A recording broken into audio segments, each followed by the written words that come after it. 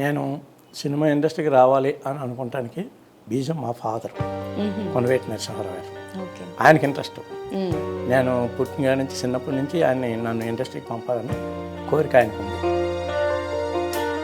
ఇప్పుడు assistant director కాదు, మామూలు మేకప్ వేసేవాడు కూడా ఒక కథ చెప్తాడు, టచ్ అప్ కుర్రాడు కూడా, అలాగే లైట్ బాయ్ కూడా కథ చెప్తాడు, ప్రొడక్షన్ బాయ్ చెప్తాడు. కానీ వాళ్ళలో డైరెక్టర్లు అయిన వాళ్ళు ఉన్నారు, నిర్మాతలు అయిన వాళ్ళు ఉన్నారు, ఎవరు దిగిరాడు కాదు. కానీ ఆ కళ ఉంటేనే ఈ ఫీల్డ్లోకి వచ్చి ఉండగలరు.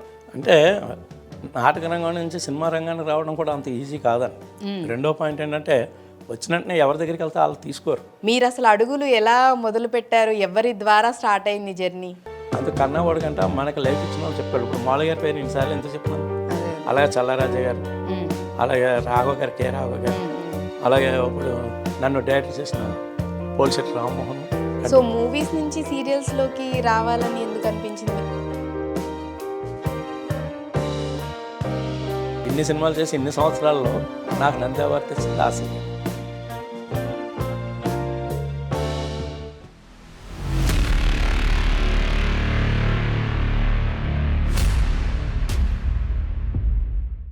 అందరికీ నమస్కారం, నేను మీ హర్షిత. వెల్కమ్ టు నక్షత్ర మీడియా. ఓల్డ్ ఈజ్ గోల్డ్ అని అంటూ ఉంటారు. మరి ఆ కాలంలో వచ్చిన సినిమాలు ఎప్పుడు ఎవర్ గ్రీన్ అనే చెప్పుకుంటూ ఉండాలి. అలాంటి టైంలో మంచి మంచి సినిమాలు తీసి మనకి ఎన్నో హిట్స్ని ఇచ్చి, అలాగే రఘువరన్ గారిని హీరోగా చిత్ర పరిశ్రమకు అందించిన ప్రముఖ డైరెక్టర్ కొండవీటి సత్యం గారు ఈరోజు మనతో ఉన్నారు. వారితో మాట్లాడదాం. నమస్కారం సార్. నమస్తే. ఎలా ఉన్నారు? బాగున్నాను సార్. అసలు మీరు ఈ చిత్ర పరిశ్రమకి వెళ్ళటము, అక్కడ అసలు ఎలాంటి సిచ్యువేషన్స్ ఫేస్ చేశారు, ఇవన్నీ మాట్లాడుకోబోయే ముందు అసలు మీరు ఎక్కడ పుట్టారు, ఎక్కడ పెరిగారు, మీ ఫ్యామిలీ గురించి చెప్తారా? నేను సినిమా ఇండస్ట్రీకి రావాలి అని అనుకోవటానికి బీజం మా ఫాదర్ కొనవేటి నరసింహారావు గారు. ఆయనకి ఇంట్రెస్ట్. నేను పుట్టిన నుంచి చిన్నప్పటి నుంచి ఆయన్ని నన్ను ఇండస్ట్రీకి పంపాలని కోరిక ఆయనకు ఉంది. అప్పుడు మచిలీపట్నంలో కాళికన్పేటలో వేణుగోపాలరావు నాట్యమండలిలో జాయిన్ చేసి 11వ సంవత్సరంలోనే నాటకాలు ఆయన పెట్టుబడి పెడుతూ ఆ నాటక రంగంలోకి ఎంట్రీ ఇచ్చారు. అంటే మీరు పుట్టి పెరిగింది మచిలీపట్నమా? మచిలీపట్నం పుట్టింది వెస్ట్ గోదావరి నరసాపురం. కానీ మచిలీపట్నంలో వీళ్ళ వ్యవసాయం అంతా చేస్తుంటారు, ఫాదర్ వాళ్ళు ఫార్మర్ ఫాదర్. ఆ తర్వాత నాటక రంగంలో వచ్చిన తర్వాత మళ్ళీ నరసాపురం వచ్చాక హీరోయిన్గా వేషాలు వేస్తూ హీరోయిన్గా కూడా నాటకాలు చేశాను. ఇతర ఊర్లు కూడా వెళ్ళి భీమవరం, మావల్తూరు. అంటే నాటక రంగానికి రాకముందు మీ బాల్యం ఎలా ఉండేది? మీ బ్రదర్స్ అండ్ సిస్టర్స్ వాళ్ళు ఎంతమంది? మా గ్రాండ్ ఫాదర్ నుంచి ప్రెసిడెంట్ మున్సిపల్ సీతారాంపురం అని నరసాపురం పక్కన ఉంది. అంటే మావల్తూరు చిరంజీవి కృష్ణరాజు గారు ఉన్న ఊరికి నరసాపురంకి మధ్యలో ఈ సీతారాంపురం ఊరు ఉంటుందన్నమాట. అక్కడ నాటకాలు వయసు వాళ్ళమే. మావల్తూరులోన చైరేపాలెం, కొత్తాడ, అలాగే నరసాపురం వైఎన్ కాలేజ్ అని నాటకాలు వేసుకుంటూ వచ్చేవాడిని. ఆ తర్వాత సినిమా ఇండస్ట్రీకి ఎట్టి పరిస్థితుల్లో నువ్వు ఉద్యోగాలు అవన్నీ కాదు, చదువు కంటే ముఖ్యం సినిమా రంగానికి వెళ్ళడం ముఖ్యం అన్నది మా ఫాదర్ కోరిక. కోరిక ఇండస్ట్రీలో అంటే ఆయనకి చేయాలని ఉండేదా? నాటకాలు చేయాలంటే ఆయన చదువుకుని లేరు, ఫార్మరు. మద్రాసు వస్తుందంటే అక్కడ తమిళ, ఆ రోజుల్లో సినిమా ఇండస్ట్రీ మద్రాసులో ఉండేది. అవును. కాబట్టి ఆయన వల్ల కాదని ఆయన ముందే డిసైడ్ అయిపోయారు. ఆ ఇంట్రెస్ట్ అంతా మీకు పెట్టారు. తల్లిదండ్రులు అంతే కదా, ఎవరైనా పిల్లలు ఉంటే ఒకరిని డాక్టర్ చేయాలనుకుంటారు, ఒకరిని యాక్టర్ చేయాలనుకుంటారు, ఇంకొకరిని ఏదో కలెక్టర్ చేయాలనుకుంటారు, ఎన్నో ఉంటాయి ఎయిమ్స్ ఆడపిల్లలు అలాగా. కానీ ఆ ఎయిమ్లో ఈయనకి నన్ను డైరెక్టర్గా, సినిమా ఫీల్డ్కి నటుడిగాను, ఏదైనా సినిమా రంగంలో మా వాడు సెటిల్ అవ్వాలన్నది ఆయన కోరిక. ఓకే. అంటే మీ ఫాదర్ గారి ఇంట్రెస్ట్ మీకు చెప్పడం ఓకే, బట్ మీకు ఎప్పుడు కలిగింది ఆ లోపల? అంటే ఈ నాటకాలు ఇవన్నీ చేయాలి, లేకపోతే మూవీ సైడ్ వెళ్ళాలన్న ఇంట్రెస్ట్ మీకు ఎప్పుడు కలిగింది? నాకు ముందు సినిమా ఫీల్డ్ వాళ్ళు వాళ్ళ వీళ్ళ పత్రికల్లో రాసి అన్నీ చదివాడిని. వాళ్ళు పడే కష్టాలు అవన్నీ చదివి మనకి సినిమా ఫీల్డ్కి వెళ్ళడం అంటే అదొకటి లాంగ్వేజ్ తమిళ్, అక్కడ తెలుగు ఉండదు. మళ్ళీ ఎక్కడెక్కడ ఎవరెక్కడ ఉంటారో తెలియదు, వెళ్ళాలంటే భయం. కాబట్టి నేను వెనకడిగేసి వైఎన్ కాలేజీలో చదువుతున్న తర్వాత అగ్రికల్చర్ ఇంజనీరింగ్ కాలేజ్ అని చెన్నైలో చదవటానికి వెళ్ళాను. అది ఫాదర్ ఐడియా అంటే ఎట్టి పరిస్థితుల్లో సినిమా ఫీల్డ్కి వెళ్ళాలన్నారు. దానికి మెట్టు ఆ అగ్రికల్చర్ ఇంజనీరింగ్ కాలేజీ ఎక్కడ చోళమేడు అక్కడ ఉండేది. అప్పుడు అక్కడికి వెళ్ళాం. అటు నుంచి సినిమా ఫీల్డ్కి దగ్గర మాట.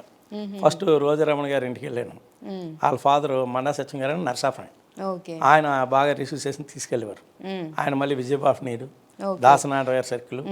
సో అంటే మీరు స్టడీస్ చేస్తూ మూవీ వాళ్ళతో పరిచయాలు పెంచుకుని ఆ తర్వాత మెల్లగా ఇండస్ట్రీకి షిఫ్ట్ అయిపోయింది. సో మీరు నాటకాలు కూడా యాక్చువల్లీ ఈ రాకముందు నాటకాలు కూడా మీరు చేశారని చెప్తున్నారు. మీకు బాగా సాటిస్ఫాక్షన్ ఇచ్చిన నాటకం ఏంటి, లేకపోతే మిమ్మల్ని బాగా ప్రభావితం చేసిన నాటకం అంటే మీరు దేని పేరు చెప్తారు? అంటే పినిశెట్టి శ్రీరామూర్తి గారు అని, ఆయన పల్లెపడుసు అని పెద్ద పేరు. అలాగే కట్నాల కాపురాలు ఇలా సీరియల్ అన్నీ చేశాను. అందులో పల్లెపడుసులో కాంతం అని హీరోయిన్ క్యారెక్టర్ ఉంది.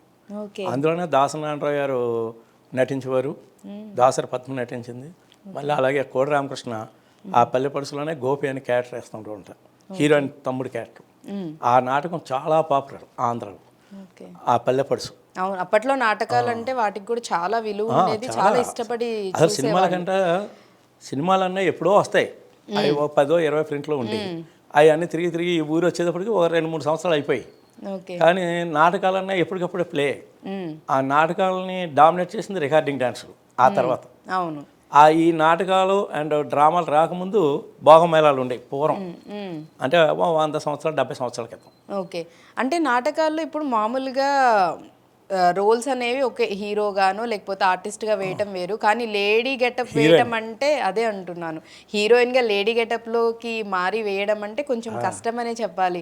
బట్ మీరు ఎలా ఓకే చేశారు మరి? అంటే చిన్నప్పుడు నాటకాల్లో ఎవరి హంతకుడు అన్న దాంట్లో కరణం వేశాను. తర్వాత మార్పు అని గొల్లపూడి మార్తిలో రాసిన దాంట్లోనేమో రంగడు అనే హీరో క్యారెక్టర్ వేశాను.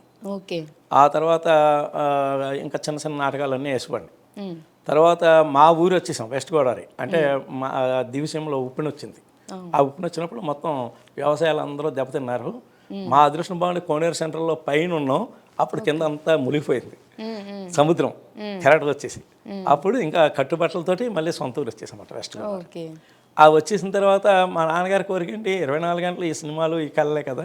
అవును, అందుకని ఆయన సినిమా ఫీల్డ్కి వెళ్ళాలని పట్టుపట్టి మళ్ళీ అక్కడి నుంచి డిస్కంటిన్యూ చేసిన మళ్ళీ 10th క్లాసు వెస్ట్ గోదావరి నరసాపురంలో చదువుకుని, అక్కడి నుంచి అల్లూరి సీతారామరాజు ఓరియంటల్ స్కూల్లో చదివి, అక్కడి నుంచి బయ్యాన్ కాలేజీలో. ఏజ్లో వచ్చారు మీరు నాటకాల్లోకి? నాటకాలు 11వ సంవత్సరం చెప్పానుగా, ఎవరి హంత కూడా నాటకంలోకి వచ్చాం. హీరోయిన్గా 16వ సంవత్సరం. ఓకే, 16 ఏళ్ళకి హీరోయిన్గా మీరు చేయడం అనేది జరిగింది. ఏమైనా ఇబ్బందులు పడ్డారా? అసలు ఏమి ఇబ్బందులు ఉండవు, ఎందుకంటే అప్పుడు అందరికీ క్రేజీ నాటకాలు వేస్తున్నారంటే అందులో హీరోయిన్ వేస్తాం, గ్లామర్ డ్యాన్స్. అంటే ఒక అమ్మాయి ఎక్స్ప్రెషన్స్ అవన్నీ చేయటం అంటే యాజ్ ఎ గర్ల్గా చేస్తుంది. బట్ నాటకాల్లో అయినా ఒక మనిషి అంటే లేడీ గెటప్ వేసుకొని మీరు జెంట్ చేయటం అంటే కొంచెం ఆ హావభావాలు ఎక్స్ప్రెషన్స్ అన్ని కొంచెం కష్టంగా ఉంటాయి కదా, మీకు అలా ఏం అనిపించలేదు? రిహార్సల్స్ ఉంటాయి. మెయిన్ ఏంటంటే హీరోయిన్గా వేయడానికి కారణం ఏంటంటే ఆ రోజుల్లో కట్టుబాట్లు ఎక్కువ ఉండి, 70s టైంలో చాలా కట్టుబాట్లు. 4 కుర్రాళ్ళు కలిసి ఒక అమ్మాయిని తీసుకొచ్చి నాటకం వేస్తామంటే ఒప్పుకోరు, ఊర్లో వాళ్ళే ఊరుకోరు. వాళ్ళు కూడా రావడానికి గమ్మున ఒప్పుకోరు, వీళ్ళ డింపులు చూస్తారు. అలా ఉండేది. అప్పుడు ఏం చేస్తారు, ఆ నాటకం వేయాలంటే జంట్ వేయాలి. జంట్ వేయాలన్నప్పుడు రిహార్సల్ ఉంటాయి. ఆ రిహార్సల్లో బాగా చేస్తున్నారంటేనే స్టేజ్ ఎక్కుతారు, లేకపోతే చేయరు, భయపడిపోతారుగా. అది ప్రాక్టీస్ మినిమం 1 month ప్రాక్టీస్ చేస్తారు. ఒక్కొక్క నాటకానికి 1 month ప్రాక్టీస్. ప్లే అంతా ప్రతి వాళ్ళు ఎవరి క్యారెక్టర్ వాళ్ళు బోన్ చేసుకుంటారు. చేసుకుని ఆ తర్వాత ప్లే ఎంతసేపు ఉంటుంది, 1 hour, 1.5 hour, 2 hours ఉంటాయి. నాటకం అయితే 2 hours ఉంటుంది, నాటకం అంటే 1 hour. ఓకే, సో ఆ విధంగా చేసిన తర్వాత బాగా నచ్చి మా ఊరే కాకుండా ఇతర ఊర్లో వెళ్ళేటప్పుడు ఇక్కడే గెటప్లు మొత్తం విగ్గులు అన్నీ పెట్టేసి హీరోయిన్ లాగా తయారైపోయిన తర్వాత నన్ను తీసుకెళ్ళేవారు. అప్పుడు అమ్మాయి అన్నట్టు, అప్పుడు నా పేరు ఏంటంటే కొండవీటి సత్యశ్రీ అని ఉండేది. ఓకే, లేడీ గెటప్ వేస్తే సత్యశ్రీ. సత్యశ్రీ అంటే రైటర్గా కూడా రాశాను, వనితా ఆసుపత్రిలో వచ్చింది ఆ రోజుల్లో. సత్యశ్రీ పేరు తాళూరు ఇందిరాదేవి గారని మహిళా వనితా ఆసుపత్రులు వాటిల్లో ఆవిడ మహిళా సంఘానికి ప్రెసిడెంట్ వెస్ట్ గోదావరి. ఆవిడ వేయించింది అన్నమాట. ఒక కథ రాశాను నేను, కిటికీ పొరపాటు అని. ఈ రంగంలోకి వచ్చిన తర్వాత అన్నీ వస్తాయి ఎవరికైనా సరే. కెమెరామెన్ కానీ ఇప్పుడు అసిస్టెంట్ డైరెక్టర్ కాదు, మామూలు మేకప్ వేసేవాడు కూడా ఒక కథ చెప్తాడు, టచ్ అప్ రోడ్ కూడా. అలాగే లైట్ బాయ్ కూడా కథ చెప్తాడు, ప్రొడక్షన్ బాయ్ చెప్తాడు. కానీ వాళ్ళలో డైరెక్టర్లు అయిన వాళ్ళు ఉన్నారు, నిర్మాతలు అయిన వాళ్ళు ఉన్నారు. ఓకే ఎవరు డిగ్రేడ్ కాదు, అంటే ఆ కళ ఉంటేనే ఈ ఫీల్డ్లోకి వచ్చి ఉండగలరు. ఓకే.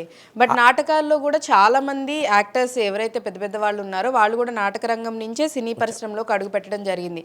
మీకు పర్సనల్గా ఎవరంటే ఇష్టం? అంటే నాటకాల్లో బాగా మీరు వాళ్ళని చూసినప్పుడు అసలు ఇంకా మెస్మరైజ్ అయిపోతాం, అబ్బా ఎంత బాగా చేస్తున్నారు తెర మీద అని అనిపించిన వాళ్ళు ఎవరైనా ఉన్నారా నాటకాల్లో? నాటకాల్లో బిల్వ మంగళూరు అని బందర్లో కాళికానిపేట, మళ్ళా చింతగుంటపాలెం అక్కడ నాటకాలు వేసేవారు. అందులో బిల్వ మంగళ వేసిన ఆయన చాలా గొప్ప నటించాడు, పేరు గుర్తులేదు. ఓకే. ఆయన నాకు చాలా ఇన్స్పైర్గా ఉండేది. ఓకే. అలాగే అంటే పాత్ర గుర్తుండిపోయిందా అందులో మీకు? చింతామణి వేసిన ఆవిడ కూడా చాలా బాగా చేసింది.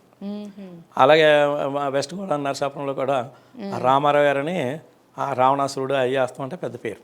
ఓకే. అలాగే చాలామంది అంతా నాటక రంగం నుంచి వచ్చిన వాళ్ళు ఎక్కువ ఆ రోజు. ఓకే. అంటే బ్యాక్ టు మనం చూసుకుంటే అక్కడ నుంచి నాటక రంగం నుంచి సినీ పరిశ్రమలోకి అడుగుపెట్టడం అనేది పెద్ద ఛాలెంజ్ అనే చెప్పాలి. కాకపోతే మీరు అక్కడ ఇంట్లో ఫ్యామిలీ సపోర్ట్ ఉండడం వల్ల మీకు అది చాలా ప్లస్ అయింది. అట్ ది సేమ్ టైం మీరు చదువు కోసం అని మద్రాస్ వెళ్ళటం, అక్కడ చదువుకుంటూ స్టార్ట్ చేయడం ఉంది. సో ఇనీషియల్ ఎట్లా ఉండేది సార్? అంటే స్టార్టింగ్ ఎవరినన్నా ఇప్పుడు మనకి ఇష్టం ఉంది ఓకే, కానీ ఎవరిని పట్టుకోవాలి, ఎలా వెళ్ళాలి, అసలు ఏ విధంగా అనేది అంత నాలెడ్జ్ ఉండదు. ఇప్పుడు మీకు నాటకాల వరకు అంటే ఓకే, బట్ మూవీస్ అంటే కొత్త ప్రపంచం. మీరు అసలు అడుగులు ఎలా మొదలు పెట్టారు? ఎవరి ద్వారా స్టార్ట్ అయింది జర్నీ? అంటే నాటక రంగం నుంచి సినిమా రంగానికి రావడం కూడా అంత ఈజీ కాదని. రెండో పాయింట్ ఏంటంటే వచ్చిన వెంటనే ఎవరి దగ్గరికి వెళ్తే వాళ్ళు తీసుకోరు. అవును. ఇప్పుడంటే అసిస్టెంట్ డైరెక్టర్ని ఎవరైనా తీసుకుంటున్నారు, ఇక్కడ తెలుగు ఉంది కాబట్టి. మన పక్కింటోడు వచ్చి కూడా మెల్లగా స్నేహం చేసి కలిసిపోగలరు. అక్కడ అలా కుదరదు మద్రాసు. వాడు స్పెసిఫిక్గా ఈ ఫీల్డ్ అంటే ఫీల్డ్ కోసమే బయలుదేరి రావాలి. మళ్ళీ వాడు ఒక చోట ఆడికి రూమ్ దొరకాలి, అంతే కదా. యాక్చువల్గా ఉంటారు కదా, చాలా ప్రాబ్లం ఆ రోజుల్లో ఎక్కువ. ఇప్పుడు ఏం లేదు, ఇక్కడ ఎవరింటిలో అని వెళ్ళిపోతారు, పక్కింటి వాళ్ళు లేకపోతే స్నేహితులు ఊర్లో వచ్చి ఇక్కడ ఉద్యోగం చేస్తుంటారు, వాళ్ళ ద్వారా వచ్చేస్తాడు. అక్కడ అలా కాదు కదా, ఎవరు ఉండరు. అయితే అప్పుడు ఏంటంటే ఎంకే మోహల్లయ్య గారని, అంటే మనకి నుదుటి ఏం రాస్తుందో అదే జరిగింది. మన సంకల్పం ఒకటి ఉంటుంది, నుదుటి రాసేది రెండు ఉంటాయి. ఈ సంకల్పానికి సిద్ధించడానికి నుదుటి రాత కూడా కలిసి వస్తుంది. ప్రయత్నే ఫలి అని. ఆ మోహల్లయ్య గారు, సింగీతం శ్రీనివాసరావు గారు వెస్ట్ గోదావరిలో నరసాపురాన్ని సినిమా తీయడానికి వచ్చారు. గందరగోళం మోహన్ హీరో. అందులో ఝాన్సీ అని ఆవిడ పేరు, సినిమా పేరేమో శిల్ప, ఒరిజినల్ పేరు ఝాన్సీ. ఆ అమ్మాయి హీరోయిన్. ఆ సినిమాకి గుమ్మడి గారు, ఇలాగ చాలామంది ఆర్టిస్టులు, రమాప్రభ అందరూ ఉన్నారు. దానికి వెస్ట్ గోదావరి నరసాపురాన్ని షూట్ చేయాలి. అప్పుడు ఎవరున్నారు కోఆపరేషన్ అంటే తాళూరి ఇంద్రాదేవి అక్కడ పాపులర్. ఆవిడ నువ్వు ఈ కథలు రాసి ఇవన్నీ రాసి సినిమాలకు వెళ్ళాలి, ఇవన్నీ వద్దు సత్యం, నా మాట విను, వాళ్ళు వస్తున్నారు. వాళ్ళ తమ్ముడు మోహన్ గారు అని ఆయన ఉండేవారు, మోహన్ రావు గారు. ఆయన వాళ్ళిద్దరు కలిసి నా మాట వినండి, నువ్వు ఇక్కడ వీళ్ళ దగ్గర జాయిన్ అయిపో, ఇవన్నీ మేము చేయాలంటే మా వల్ల కాదన్నారు. సరే నేను మద్రాసు వెళ్ళొచ్చింది, ఇటు అనుభవాలు, నాటకాలు, కథ రాయటం ఈ ఫీల్డ్ తోటి ఓకే అన్న.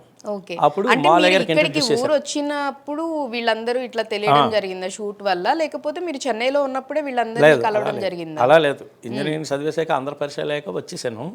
వచ్చాక వీళ్ళు వచ్చారు. అప్పుడు ఈవిడ ఇంట్రడ్యూస్ చేసి మా తమ్ముడిని సినిమా ఫీల్డ్కి తీసుకెళ్తానంటే మీకు ఇక్కడ కోఆపరేట్ చేస్తామని చెప్పింది. సరే తీసుకెళ్తాం అన్నారు. తీసుకెళ్తా అంటే ఇప్పుడే తీసుకెళ్ళాలంది. ఆ 9వ తేదీ మే 9th రాత్రి 8 గంటలకి వీళ్ళందరూ పార్టీ పెట్టారు. దానికి ఒక 10,000 ఖర్చు అవుతుంది ఆ రోజుల్లో. అందరు సినిమా వాళ్ళందరికీ విందు ఇవన్నీ ఈవినింగ్ పార్టీ పెట్టాలిగా.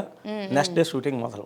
ఇప్పుడే తీసుకోవాలంటే ఈ నిమిషం తీసిపోతామని నన్ను పట్టుకుని తీసిపోయారు అన్నమాట. అక్కడి నుంచి అలా కంటిన్యూ ట్రావెల్. ఆ సినిమా అయిపోయిన వెంటనే వాళ్ళే ఒక కంచము, ఒక కుర్చీ, ఒక గ్లాసు, ఫోల్డింగ్ చైర్, కాటు తీసుకుని రావాలని చెప్పారు.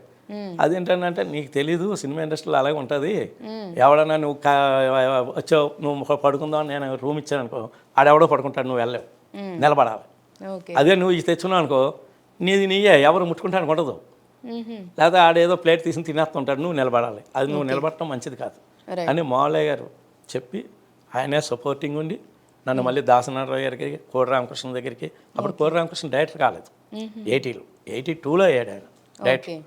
అయితే ఆయన సంబంధించిన సర్కిల్ అందరి దగ్గరికి పంపేవారు నన్ను. పరిచయాలు అనేవి ఆయన ద్వారానే. ఈ రోజున అంటే మనకి తల్లిదండ్రులు లైఫ్ ఇస్తారు, కానీ మన లైఫ్ సెటిల్ చేసి మన పిల్లలు అందరిని సెటిల్ చేసేది మనకి ఎవరు నిర్మాత బ్యాక్ బోన్ ఉంటాడో వాడే. అందుకు కన్నవాడు కంటే మనకి లైఫ్ ఇచ్చిన వాళ్ళు చెప్పాడు. ఇప్పుడు మాల గారి పేరు ఇన్నిసార్లు ఎందుకు చెప్తున్నాను. అదే అలాగే చల్లారాజా గారు, అలాగే రాఘవ గారు, కె రాఘవ గారు, అలాగే ఇప్పుడు నన్ను డైరెక్టర్ చేసిన పోలిశెట్టి రామ్మోహన్, మళ్ళీ నాకు ఎన్నో సీరియల్ ఇచ్చిన శ్రీకాంత్ ప్రొడక్షన్స్ సుధాకర్ గారు, పల్లెమల సుధాకర్, మంజులా నాయుడు, అలాగే ఇప్పుడు మచ్చ రామలింగారెడ్డి అనే సాయిబాబా సీరియల్లో నాకు నంది అవార్డు వచ్చింది ఆయన. మళ్ళీ అలాగే ఈయన ఎవరో Ravi Prasad videos, Ravi Prasad outdoor unit and popular. Ravi Prasad నేను మద్రాసులో ఫ్యామిలీ ఇండస్ట్రీలో ఉండడానికి ఇలా చాలా మంది నేను ఇండస్ట్రీ నుంచి అందరూ సినిమాలు చెప్పినట్టు నాకు ఏ స్ట్రగుల్ లేదు. ఎందుకంటే మాలయ్య గారు తీసుకొచ్చేసి నన్ను అలా సెటిల్ చేశారు. అక్కడి నుంచి అందరి దగ్గరికి పంపించేవారు. ఓకే, అంటే మొగలయ్య గారు తీసుకురావడం ఓకే, బట్ మీరు స్టార్టింగ్ డైరెక్టర్గా ఇంట్రడ్యూస్ అయ్యారా, లేకపోతే మీరు వేరే ఫీల్డ్స్ లో కూడా వర్క్ చేయడం ఏమైనా జరిగిందా? లేదు, ఆ రోజున 9వ తేదీ వెళ్ళాను. సినిమా ఓపెనింగ్ నుంచి అసిస్టెంట్ డైరెక్టర్ ఓకే ఆ సినిమాకే గందరగోళానికి.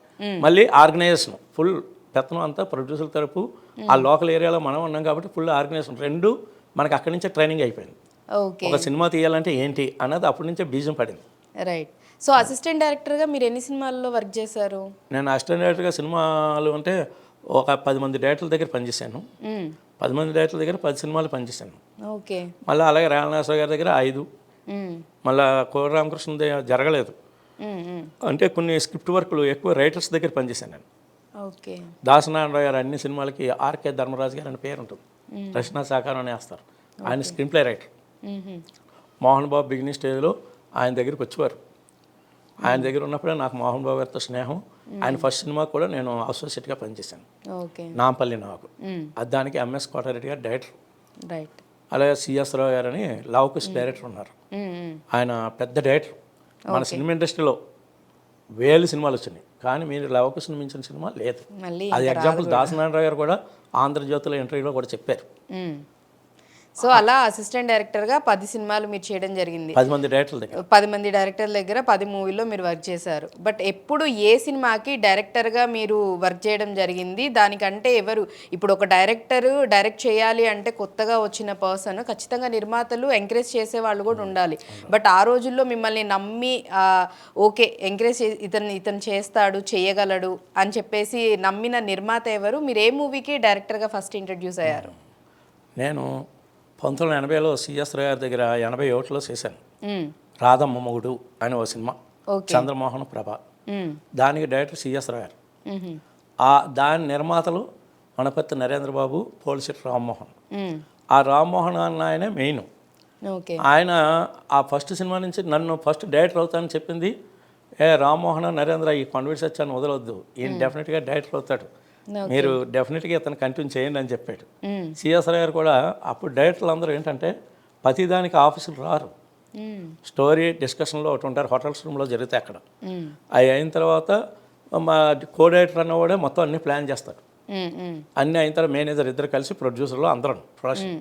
అప్పుడు డైరెక్టర్ గారు వచ్చి ఫైనల్ చేస్తాడు, ఏళ్ళలో ఈ ఆర్టిస్టులు, ఏళ్ళలో టెక్నీషియన్లు, ఏళ్ళు సెట్ చేసిన అన్నీ ఓకే అన్న తర్వాత షెడ్యూల్ కో డైరెక్టర్ వేసిన తర్వాత ఆయన ఫైనల్ చేసిన తర్వాత జరిగేది. సిఎస్ రావు గారు సాధారణంగా అన్నీ మనకే వదిలేసేవాడు.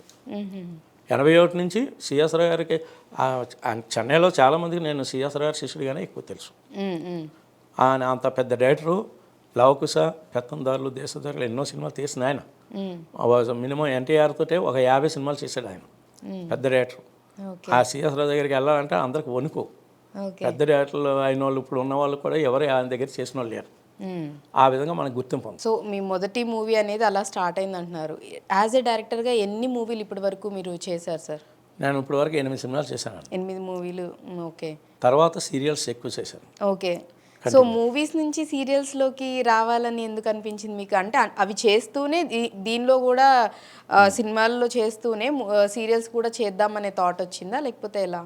అంటే నేను మూవీస్ డైరెక్టర్ దగ్గర చేసిన కాడి నుంచి ఇండివిజువల్ డైరెక్టర్ అయ్యాక ఒకసారి డైరెక్టర్ అయిన వాళ్ళు మళ్ళీ వెనక్కి వెళ్ళరు, సాధారణంగా కో డైరెక్టర్ కానీ వాటికైనా వెళ్ళరు. అప్పుడు గ్యాప్ వస్తుంది, ఒక సినిమా చేసిన తర్వాత మళ్ళీ గ్యాప్ వస్తుంది ప్రతి డైరెక్టర్కి. ఆ గ్యాప్ టైంలో దూరదర్శన్ సీరియల్స్ చేసేవాడు. ఓకే, దూరదర్శన్. అప్పుడు సాగరిక అని ఓ హీరోయిన్ ఉండేది. ఆవిడ ఫస్ట్ సీరియల్, మీరు సినిమాల కంటే సీరియలే బెటర్ అండి, ఫ్యామిలీ ఫీడింగ్కి, లైఫ్కి బాగుంటుంది. సినిమా అన్నది మీ మైండ్కి సూట్ అవ్వదు, ఎందుకంటే డబ్బులు పెట్టుకోవాలి, ఫైనాన్స్ పట్టుకోవాలి, రిలీజులు చేయాలి, 100 గొడవలు ఉంటాయి. సీరియల్ అయితే మీకు అంతా బ్యాంక్లో జాబ్ చేస్తున్నట్టే హ్యాపీగా వెళ్తుంది, ఫ్యామిలీ పర్సనల్ లైఫ్ ట్రబుల్ ఉండదు. మీరు సినిమాలు వచ్చినప్పుడు సినిమాలు చేసుకోండి, లేని టైంలో సీరియల్ చేయమని ఆవిడ సీరియల్కి ఇంట్రడ్యూస్ చేసింది. సో ఫస్ట్ సీరియల్ ఏంటి సార్ డైరెక్టర్? ఇదో మలుపు. ఇదో మలుపు. ఓకే. ఎన్ని సీరియల్స్ డైరెక్ట్ చేశారు మీరు? సీరియల్స్ మినిమం ఒక 15 వరకు చేశాను. అన్ని మెగా సీరియల్స్ ఎక్కువ. ఓకే. ఇప్పుడు జమినీ ఫస్ట్ మెగా అమ్మ, శరత్ బాబు, మంజుల గారు. ఓకే. ప్రగతి, ఈ ప్రగతి గారు అప్పుడు బిగినింగ్. ఓకే. ఆవిడ ఒకప్పుడు సినిమాలో హీరోయిన్గా చేసి ఉన్నారు. తర్వాత సీరియల్స్కి ఎంటర్ అయి ఉంది ఆవిడ. రైట్. ఆ తర్వాత అక్కా చెల్లెళ్ళు, శ్రీవిజయ్ గారు, అదే దళపతి అన్నింటిలో మదరేస్తారుగా. మీరు ఇందాక యాక్చువల్లీ చెప్పారు సీరియల్కి నంది అవార్డు కూడా తీసుకోవడం జరిగిందని. అదే శ్రీ సద్గురు సాయిలీల అని ఎన్టీవీ వాళ్ళది భక్తి టీవీలో 1 year కాంట్రాక్ట్ తీసుకుని చేస్తే దానికి చేసాం. అది నాకు ఇన్ని సినిమాలు చేసి ఇన్ని సంవత్సరాల్లో నాకు నంది అవార్డు తెచ్చింది ఆ సీరియల్. ఓకే. ఆ సీరియల్ తీసుకు సాయిబాబా ఇచ్చాడు అనుకోవాలి అది. రైట్. అంటే ఇప్పుడు మీరు మూవీస్కి డైరెక్ట్ చేశారు, సీరియల్స్కి చేశారు. సో రెండిట్లో అసలు ఏది మీకు బాగా సాటిస్ఫాక్షన్ ఇచ్చిందంటే మూవీ అంటారా లేకపోతే సీరియల్స్ అంటారా డైరెక్టర్గా? మూవీ అంటే ఒక సింహం, సీరియల్ అంటే జస్ట్ ఫీడింగ్ లైఫ్ రన్ అవ్వడానికి. కానీ సీరియల్ అన్నది మనకి లైఫ్లో ఫ్యామిలీని సెటిల్ చేస్తుంది. ఓకే. ఎందుకంటే సీరియల్ ఒకటి మొదట అనుకోండి 4-5 సంవత్సరాలు వెళ్ళిపోతుంటుంది. అది బ్యాంకులో డబ్బులు వచ్చినట్టు వస్తుంటే ఫ్యామిలీ హ్యాపీగా అవుతారు. అప్పుడు ఫ్యామిలీ సైడ్ కానీ మన ఫ్రెండ్స్ కానీ రిలేటివ్స్ కానీ రే బాబు సీరియల్ చెయ్యి, ఎందుకంటే వాళ్ళ ఇంట్లో ఏంటి చూస్తారు, వాళ్ళకి టికెట్లు అవసరం లేదు, ఏం అవసరం లేదు, సీరియల్ ఇది చేస్తారని. నేను అలాగే జీలో మిస్టర్ శ్యామ్, అది చిరంజీవి లాగా ఉంటారు రాజ్ కుమార్ గారు అని, ఆయన హీరో పెట్టి చేసాం. ఆ మిస్టర్ శ్యామ్ ఒకసారి ఇట్స్ అని ఫ్రైడే రిలీజ్ అని మూవీస్ వచ్చాయి. ఆ టైంలో చేశాను. హర్రర్ మిక్స్ ఫ్యామిలీ డ్రామా, అది సూపర్ సక్సెస్ అయింది, మంచి పేరు. సో అంటే డైరెక్టర్గా సీరియల్స్లో అయినా లేకపోతే మూవీస్కి అయినా అన్ని జోనర్స్ టచ్ చేశారా సార్? లేకపోతే ఫ్యామిలీ ఓరియంటెడ్ మూవీస్ తీయాలి, లేకపోతే డివోషనల్, ఇప్పుడు మీరు సద్గురుది చెప్పారు దానికి నంది అవార్డు వచ్చిందని, ఇలాంటివే తీయాలని ఏమన్నా ఉండేదా? అలా అని కాదండి. ఇప్పుడు సాధారణ ఓ డైరెక్టర్ దగ్గర చేసి డైరెక్టర్ అయిన వాళ్ళకి ఇబ్బందులు ఉంటాయి. ఒకే జోనర్, ఆ డైరెక్టర్ ఏం చేసి అదే జోనర్ వీళ్ళకి వస్తుంది. అవును. ఎగ్జాంపుల్ రాఘవేంద్ర గారు ఉన్నారు, ఆయన దగ్గర చేసిన బి గోపాలు, వైనాశ్వరు, వీళ్ళందరూ ఏంటి కోదండరామరెడ్డి, వీళ్ళందరూ అదే జోనర్లు తీస్తుంటారు. రాఘవేంద్ర ఏం సాంగ్లు తీశారు, ఏం ఫైట్లు తీశారు, ఏ హీరోలు పెట్టారు, వాళ్ళతో వెళ్తారు. అప్పుడు అది ఒకే టైప్ ప్యాటర్న్ ఉంటుంది. డిఫరెంట్ డైరెక్టర్ల దగ్గర చేసిన వాళ్ళు ఏంటి, ఒక సిఎస్ రావు గారు అనుకోండి, లవకుశ, అలాగే సంగీతం శ్రీనివాసరావు, భైరవ దీపం ఇలాంటి చేశారు కాబట్టి మనకి ఆ టైప్ చేయాలని ఉంటుంది పనిచేసాం. అలాగే దాసరి దగ్గర చేసినప్పుడు ఫ్యామిలీ డ్రామాలు ఇంట్రెస్ట్ ఉంటుంది, అక్కడ పనిచేసాం కాబట్టి. మళ్ళీ కోటారెడ్డి గారు ఉన్నారు, రేలంగ నరసరావు గారు ఉన్నారు, ఆయన దగ్గర కూడా రేలంగ గారి దగ్గర ఒక 5 సినిమాలు పనిచేశాను. సో అంటే మీరు పెద్ద పెద్ద వాళ్ళ దగ్గరే వర్క్ చేశారు కాబట్టి సంగీతం శ్రీనివాసరావు గారి దగ్గర కానివ్వండి, లేకపోతే దాసరి నారాయణరావు గారి దగ్గర కానివ్వండి, వాళ్ళతో అసలు వాళ్ళతో వర్క్ చేస్తున్నప్పుడు ఎట్లా ఉండేది, ఏ విధంగా ఉండేది వాళ్ళతో మీ అనుబంధం అనేది? వాళ్ళతో అంటే వాళ్ళు ఒక్కొక్క అతను ఒక్కొక్క స్టైల్లో తీస్తారు. దాసరి గారు ఉన్నారు, ఆయన హీరోలు కానీ ప్రొడ్యూసర్లు కానీ కథ చెప్పరు, ఆయన జస్ట్ టైటిల్ చెప్తారు, ఒక పాయింట్ చెప్తారు, దాన్ని పెట్టి అనౌన్స్ చేసేస్తారు, ఆర్టిస్టులు బుక్ చేసేస్తారు, సెట్లో ఉండే డెవలప్ చేసుకుంటూ తీసుకుంటూ వెళ్ళిపోతారు. ఓకే. ఆయన చేసినట్టు ఇండస్ట్రీలో ఆయన అందుకే 150 సినిమాలు చేయగలిగాడు. ఆయన చేసినట్టు ఇప్పుడే కాదు, ఇంకో కొన్ని తరాలైనా సరే 150 సినిమాలు ఎవరు చేయలేడు. అలాగే రామారావు గారు ఉన్నారు, రామారావు గారు ఏంటి ఫ్యామిలీ డ్రామాలు చేశారు, పౌరాణికాలు చేశారు, జానపదాలు చేశారు, హిస్టారికల్ చేశారు, పొలిటికల్ చేశారు ఎన్టీ రామారావు గారు. అలాగా ఇప్పుడున్న హీరోలు ఎవరు చేయలేరు అన్ని జోనర్లు. అందుకని నేను ముందు నుంచి నా థాట్ ఏంటి, కథలు రాయాలని, నాటకాలు వేసి అన్ని వేసాం కంటే అన్ని జోనర్లు వెళ్ళాలనుకుంటాం. ఒక్కో డైరెక్టర్ ఒక్కో ఇన్స్పిరేషన్ ఉంటుంది. రేలంగ గారు ఉన్నారు, ఇప్పుడు నేను ప్రత్యక్ష దైవం షిరిడి సాయి అని సాయిబాబా చేస్తున్నాను, అది సంగీతం గారు సిఎస్ రావు గారి ఇన్స్పిరేషన్. ఇప్పుడు విట్లాసారి గారు కూడా నా మైండ్లో ఉంటాడు. ఎప్పుడు చిన్నప్పుడు జానపదాలు చిన్నపిల్లలు చూడాలంటే దానికి ఎక్కువ వెళ్ళేవారు, అది ఒక ఎంటర్టైన్మెంట్ ఉంటుంది. పెద్ద హీరోలతో తీసివాడు ఆయన, అలా చిన్న హీరోలు తీసి. అలాగే ఇప్పుడు నెక్స్ట్ నేను గజానన గందరగోళం రేలంగ గారి దగ్గర, కోటారెడ్డి గారి దగ్గర, వీళ్ళ దగ్గర పనిచేసాను కాబట్టి కొంచెం దేవుడిని మిక్స్ చేసి ఇప్పుడు హీరోలు నమ్మలేము. ఇవాళ ఇంట్రడ్యూస్ చేస్తే నెక్స్ట్ ఆ హీరో మార్కెట్లో నిలబడతాడో లేదో తెలియదు. అవును, దగ్గరగా చాలా బాగా ఫస్ట్ గుర్తొచ్చే డైరెక్టర్స్లో నాకు చాలా ఇష్టమైన వ్యక్తి అనగానే మీకు ఫస్ట్ గుర్తొచ్చే పేరు? ఫస్ట్ గుర్తొచ్చేది సంగీతం శ్రీనివాసరావు గారు అండ్ సిఎస్ రావు. వాళ్ళు టేకింగ్ పరంగా కామెడీ ఎంటర్టైన్మెంట్ ఇవన్నీ వచ్చేటప్పటికి మా గురువు గారు రేలంగనాథరావు గారు, ఎంఎస్ కోటారెడ్డి. సో ఒక్కొక్కళ్ళ వే ఆఫ్ స్టైల్ ఒక్కోలా ఉండేది కాబట్టి అందరూ ఇష్టం, కాకపోతే ఫస్ట్ వీళ్ళ పేర్లు మీకు మైండ్లోకి వచ్చేస్తాయి. ఆర్టిస్టుల్లో అండి? ఆర్టిస్టుల్లో చెప్పాలంటే నేను ఇంట్రడ్యూస్ అయ్యారు వాడే సూపర్ స్టార్ అనుకుంటా. ఓకే. కొత్త వాళ్ళని కూడా ప్రతి చిన్నపిల్ల కూడా చిన్నప్పుడే అమ్మని చూస్తే నవ్వుతుంది, ఇంకొకరిని చూస్తే బేరమంటుంది. ఓకే. అలాగే ఆర్టిస్టులు కూడా ప్రతి ఒక్కడు ఆర్టిస్టే, మీరైనా సరే ఆయన అయినా సరే ఎవరైనా సరే. వాళ్ళు ఇంట్రడ్యూస్ చేసి మనం చేసి టైము ఆపోజిషన్ సినిమాలన్నీ వీక్గా ఉన్నప్పుడు ఈ సినిమా లేసింది అనుకోండి వాడు టాప్ స్టార్ అయిపోతాడు. ఓకే. అంటే స్టార్ అవ్వడం ఓకే, బట్ యాజ్ ఏ డైరెక్టర్గా మీకు ఎంతో మందిని మీరు చూస్తూ ఉంటారు, సీనియర్స్లో అయినా లేకపోతే అప్పుడే వచ్చిన వాళ్ళు అప్కమింగ్ వాళ్ళైనా సరే. బట్ ఆర్టిస్ట్లో వాళ్ళని చూసినప్పుడు కొంతమంది కొత్త వాళ్ళు ఫస్ట్ మూవీ అయినా కానీ చాలా బాగా ఆ స్క్రీన్ మీద తెర మీద చాలా బాగా యాక్ట్ చేస్తూ ఉంటారు. కొంతమంది సీనియర్స్ అంటే ఎక్స్పీరియన్స్ బేస్ మీద చేస్తూ ఉన్న వాళ్ళు ఉంటారు. సో నేను ఆ విధంగా అంటున్నాను, ఆ విధంగా హీరో కానీ హీరోయిన్ కానీ మీకు బాగా నచ్చిన వాళ్ళు ఎవరు, అంటే మీ ఫేవరెట్? తెలుగులో అంటే ఎన్టీ రామారావు గారు, నాగేశ్వరరావు. అలాగే తమిళకి వచ్చేటప్పుడు కమల్ హాసన్, రజనీకాంత్. ఓకే. హిందీకి వస్తే అమితాబ్ బచ్చన్. అమితాబ్ బచ్చన్ గారు. హీరోయిన్స్? హీరోయిన్స్లో నాకు ముందు నుంచి చిన్నప్పటి నుంచి ఇష్టం ఎవరంటే అంటే మా శివశబ్దత్త కెరవాన్ ఫాదర్ నవ్వుతూ ఉండేవారు. ఆ పాతాళ భైరవులో ఆవిడ రాకుమార్ వేసేది, ఆవిడ ఇష్టం ఉండేది చిన్నప్పుడు. తర్వాత ఇండస్ట్రీ డెవలప్ అయిన తర్వాత మన మైండ్ కూడా డెవలప్ అయినప్పుడు సావిత్రి గారు వచ్చారు. తర్వాత నేను యంగ్ వయసు వచ్చి హీరో అయ్యే టైంలో హేమమాలిని అండ్ వాణిశ్రీ గారు మైండ్లోకి వచ్చారు. ఇక ఫీల్డ్లోకి వచ్చాక అందరూ రొటీన్. ఇప్పుడు జయసుధ టాప్ ఆర్టిస్ట్, ఎక్స్ప్రెషన్స్ ఉన్నారు, కొత్త హీరోయిన్లు కూడా చాలామంది ఉంటారు. నన్ను సీరియల్కి ఇంట్రడ్యూస్ చేసిన సాగర్ కూడా చాలా మంచి పెర్ఫార్మరు. పూర్ణిమ కూడా నాతో బిగినింగ్ స్టేజ్లో చాలా అసిస్టెంట్ డైరెక్టర్ నుంచి ఉన్నప్పటి నుంచి చేసేది అన్ని సినిమాలు.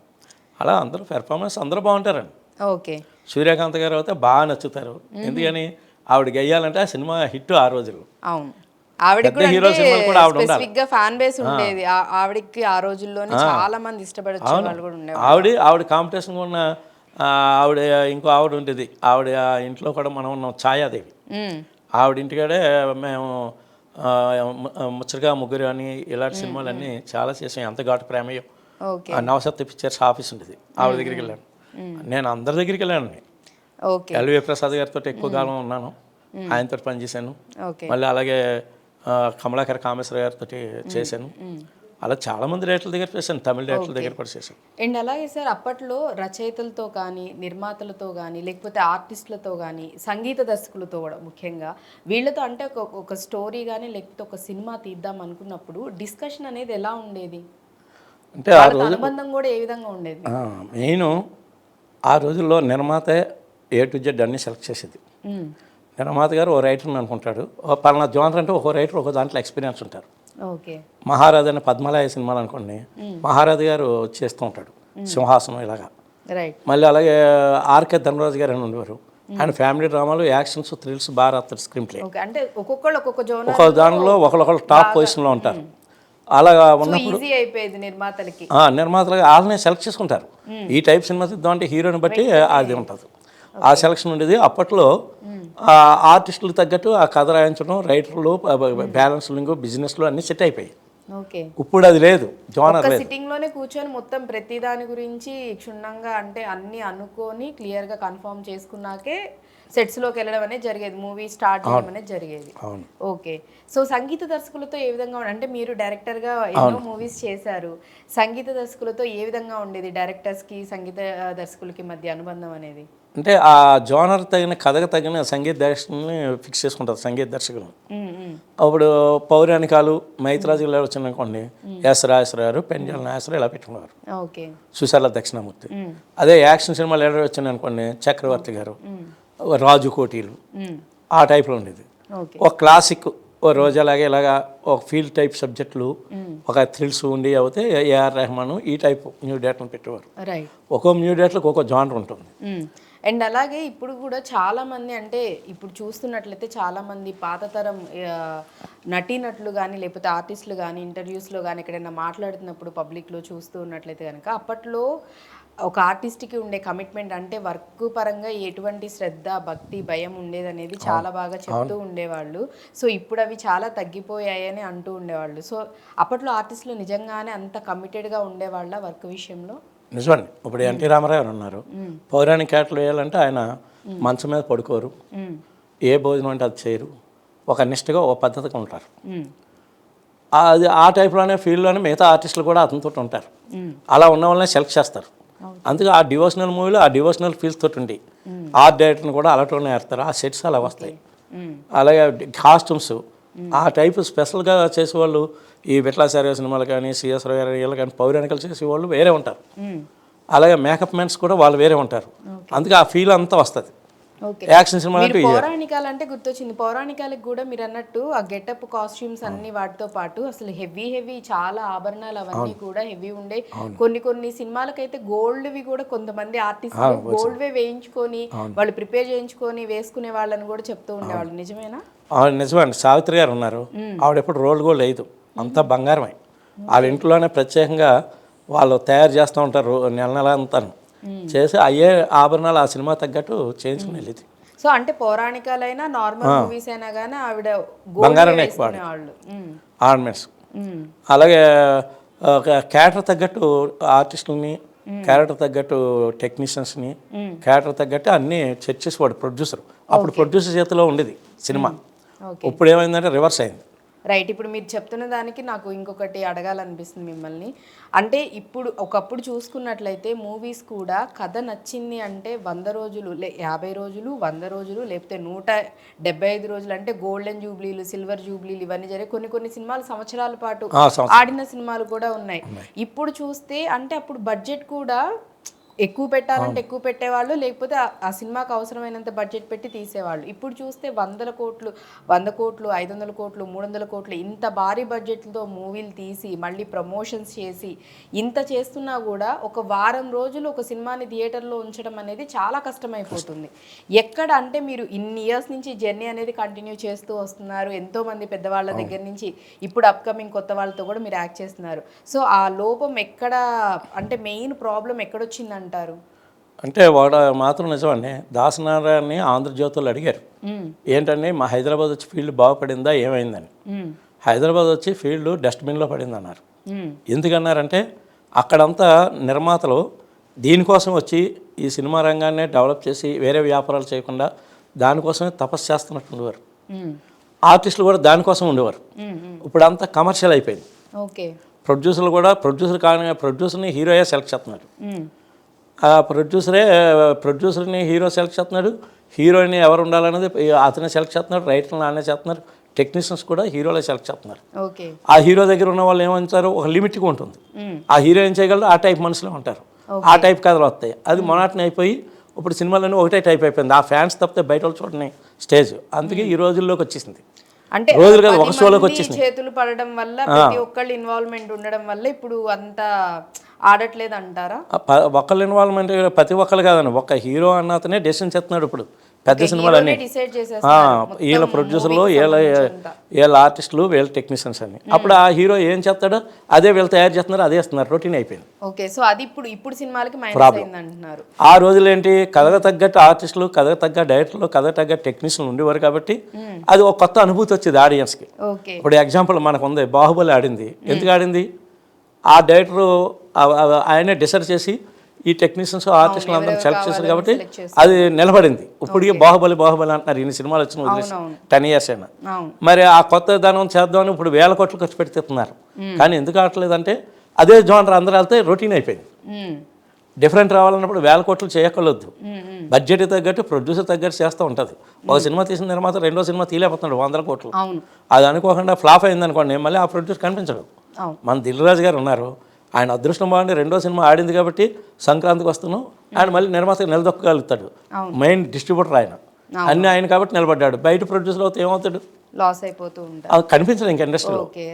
అది ఇప్పుడు జరుగుతుంది ప్రజెంట్. అండ్ అలాగే ఇటు సీరియల్స్ విషయానికి వస్తే కూడా ఇప్పుడు మన సీరియల్స్ విషయంలో చూస్తున్నట్లయితే చాలా వరకు ఆర్టిస్టులు, సీనియర్ ఆర్టిస్టులు కానీ లేకపోతే జూనియర్ ఆర్టిస్టులు కానీ తెలుగు వాళ్ళు చెప్తుంది ఏంటంటే సీరియల్స్లో కూడా ఇప్పుడు ఎక్కువ కన్నడ వాళ్ళు రావడం అనేది ఎక్కువ అయిపోయింది. ఒకప్పుడైతే తెలుగు మన సీరియల్స్ అంటే మన ఆర్టిస్టులే ఉండేవాళ్ళు, మన వాళ్ళని ఎంకరేజ్ చేస్తూ ఉండడం అనేది జరుగుతూ వచ్చింది. ఇప్పుడు చూస్తే మొత్తం కన్నడ ఇండస్ట్రీ వాళ్ళంతా యాక్చువల్లీ మెయిన్ లీడ్ రోల్స్లో చేస్తూ ఉంటున్నారు, తెలుగు వాళ్ళని ఎంకరేజ్ చేయట్లేదు, అసలు తెలుగు ఆర్టిస్టులే కనిపించట్లేదన్న మాటలు వస్తూ ఉన్నాయి. దానికి మీరేం చెప్తారు?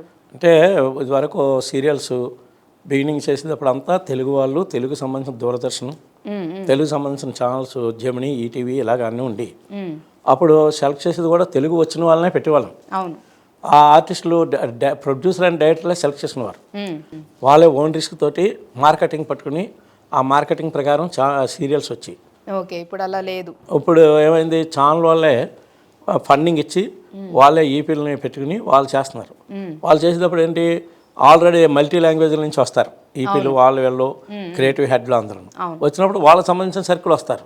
వచ్చేటప్పుడు ఏమవుతుంది, ఇతర లాంగ్వేజ్ డబ్బింగ్లకి కూడా యూజ్ చేసుకున్నట్టు చేస్తారు. అప్పుడు ఏమవుతుంది, వాళ్ళే ఎక్కువ వస్తున్నారు, ఇక్కడ ఉన్న వాళ్ళు తగ్గిపోయారు. అది ప్రాబ్లం. రైట్. సో ఎన్నో విషయాలు మాతో పంచుకుంటూ రావడం జరిగింది. ఇప్పుడు అప్కమింగ్ ఏమైనా ప్రాజెక్ట్స్, మూవీస్ మీరు ఏమన్నా ప్లాన్ చేయడం జరిగిందా? అలాగే సీరియల్స్ కూడా ఎన్నో సీరియల్స్ మీరు చేశామంటున్నారు. ప్రజెంట్ సీరియల్స్ వైపు కూడా మీ ఆలోచన ఉందా? సీరియల్స్ ఏమైనా తీస్తున్నారా? అంటే ఇప్పుడు ప్రజెంట్స్ సీరియల్ ఏం లేవు, ఎందుకంటే ఛానల్ తరపు వాళ్ళే సెలెక్ట్ చేసి ఇవన్నీ ఉన్నాయి కాబట్టి సీరియల్స్ చేసేది లేదు.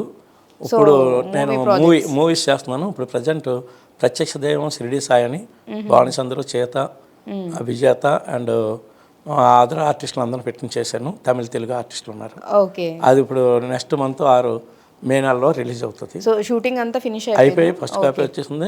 హిందీ అండ్ తెలుగు ముందు రిలీజ్ చేస్తాం, తర్వాత 9 లాంగ్వేజ్ డబ్ చేసాం, అన్ని లాంగ్వేజ్లు వస్తుంది.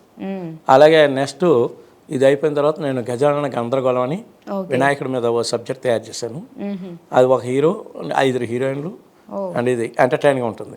అది రామనాథరావు గారు వీళ్ళ దగ్గర చేశాను అన్న కదా, కొంచెం కామెడీ ఎంటర్టైన్మెంట్గా డివోషనల్ మిక్స్ ఉంటుంది. ఓకే, కామెడీ, ఎంటర్టైనర్, డివోషనల్ మొత్తం అన్నీ కలిపి తీద్దామంటున్నారు. సో ప్రెసెంట్ అయితే ఈ 2 ప్రాజెక్ట్స్ నడుస్తూ ఉన్నాయన్నమాట. సో మీది నెక్స్ట్ మంతే రిలీజ్ అవబోతుంది అంటున్నారు కాబట్టి ఆల్ ది బెస్ట్ అండి. ఇలానే మంచి మంచి సినిమాలు, అలాగే సీరియల్స్ కూడా చాలా చక్కగా డివోషనల్ వైజ్ చాలా మంచి సీరియల్స్ మీరు తీయడం జరిగింది. ఇక ముందు ముందు కూడా మంచి మంచి తీసి మన తెలుగు ప్రేక్షకులకు అందించాలని మనస్ఫూర్తిగా కోరుకుంటూ ధన్యవాదాలు. థ్యాంక్స్ అండి. ఈ ఛానల్ వాళ్ళకి, ఈ ఛానల్లో పనిచేసే సాంకేతిక నిపుణులకి, ఆడియన్స్కి అందరికీ కృతజ్ఞతలు. Thank you.